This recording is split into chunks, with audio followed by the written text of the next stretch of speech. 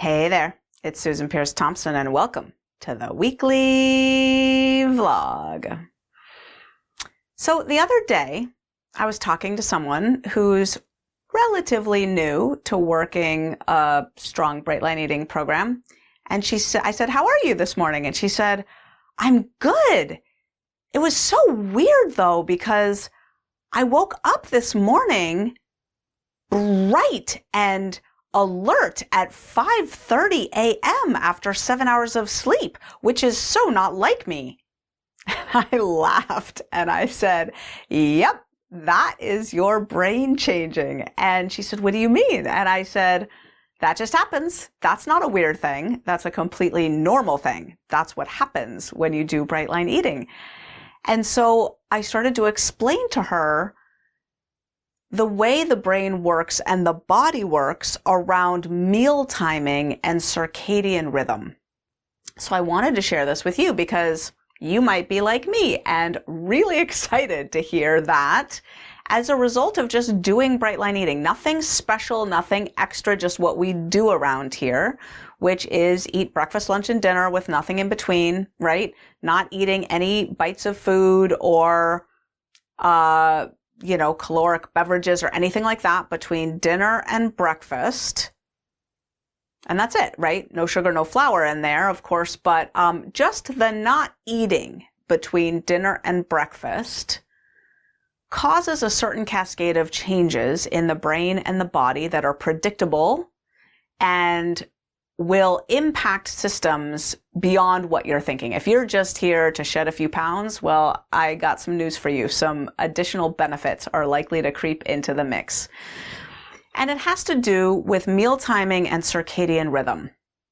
So circadian rhythm is the 24-hour biological clock, right? It's governed by the suprachiasmatic nucleus of the hypothalamus, which is like, about 2 inches behind my finger right in there. Kind of hard to point to because it's like just a couple of, just behind the forehead, really. And deep in the brain, the hypothalamus is part of, some of the older structures in the brain. It's not cortex. It's not the newer part of the human brain. It's deep-rooted old stuff. But it turns out that what we used to know about how the circadian rhythm is governed by the SCN, the suprachiasmatic nucleus of the hypothalamus, is only part of the story. The old story goes like this. Light comes into the eyeballs, that resets the 24-hour biological clock. We know from old research where they closed people up in caves or enclosed structures, maybe in space or whatever, with no access to light other than their own ability to turn on and off lights when they wanted to, but no awareness of like a sun rising or setting. We know that the natural biological clock on average is slightly longer than 24 hours. It's like 24.2, 24 point whatever, which doesn't seem like much of a big deal, but add that up over time and like, a few months down the road, night would be day and day would be night. You'd be all discombobulated. So light comes in through the eyeballs and resets the circadian clock every day to daylight, to, it's daytime, resets it. We've known that for a long time. Here's the latest version of the story. Oh, by the way, meal timing is probably just as important as light exposure, or I don't know how to gauge it, but super duper duper important to circadian functioning because almost every cell in the body has circadian clock cells. Like circadian clocks are everywhere, distributed throughout the body, especially in organs that are processing food and experiencing the impact of your meal timing. So when, the digestive organs receive that food and then the kidneys and the liver need to take all the toxins and flush it all out. And then the bowels need to release that food and all that. There are circadian clocks involved in all those processes. So when you're eating late at night, like most people do, so this amazing researcher named Sachin Panda from Southern California, PhD, professor, one of the groundbreaking leading edge scientists in circadian biology. When Sachin Panda studied when do people actually eat, because he was curious about these circadian clocks and how they were impacted by meal timing, what he found was that in America, on average, people are eating until the last moment before they pass out.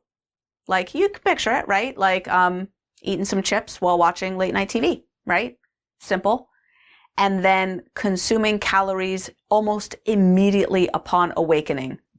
You could picture it, right? Cream and sugar in a first cup of coffee. Anyone? Or something, almond milk or whatever in a first cup of coffee. Which meant that their fasting window was almost nil. Like they would just sleep maybe 6 hours, which is the American average right now. And they were only getting 6.5 hours without consuming food. And so they were consuming food well after the sun went down, telling their bodies it's daytime. That's what food going into the system means. It's daytime.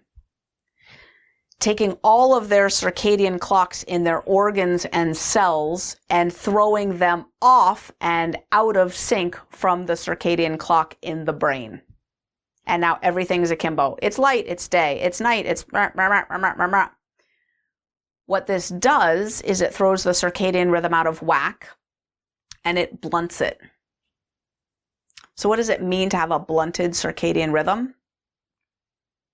Well, in practical terms, it means you're groggy during the day and you don't sleep well at night. Because a robust circadian rhythm has all of the hormones and rhythms of awakeness and asleepness attuned to the circadian clock, the 24-hour cycle, where you want the hormone melatonin that says it's time to be really drowsy and sleep really hard. You want that releasing only at a certain time of the day marked by your circadian rhythm, right? You want your urine production to shut off overnight so you're not having to get up to pee all night long. You want your hormones like cortisol and so forth that govern arousal and awakeness to be like strong first thing in the morning, to, feel alert. There's all these hormones that dictate how you feel in terms of awake, alert, groggy, all that stuff, right?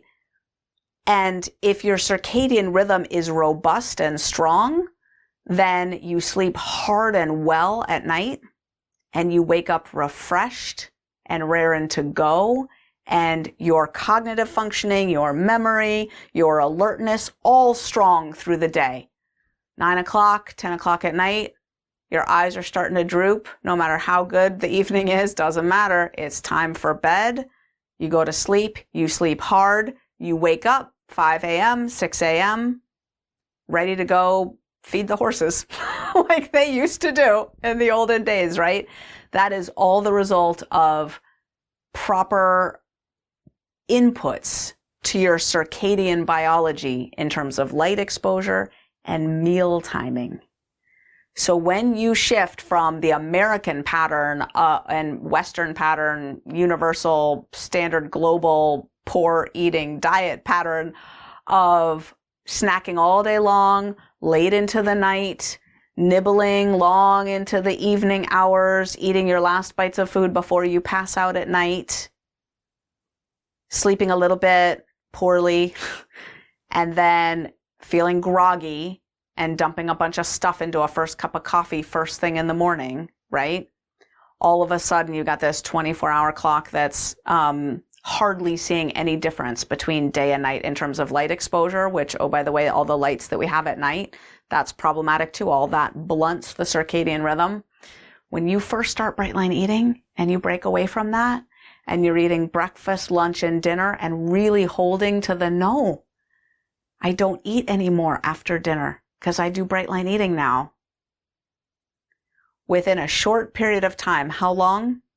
Not that long, couple months, your whole biology shifts over to this healthy, long ago,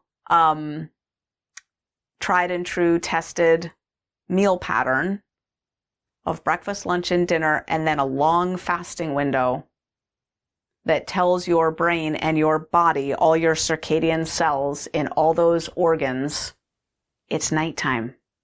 We don't eat at nighttime. All the digestion happens. A whole process called autophagy kicks in. I'll shoot a vlog about that at some point, but it's basically the healing and repair of all of your cells. That only kicks in after you haven't eaten for, 10, 12 hours.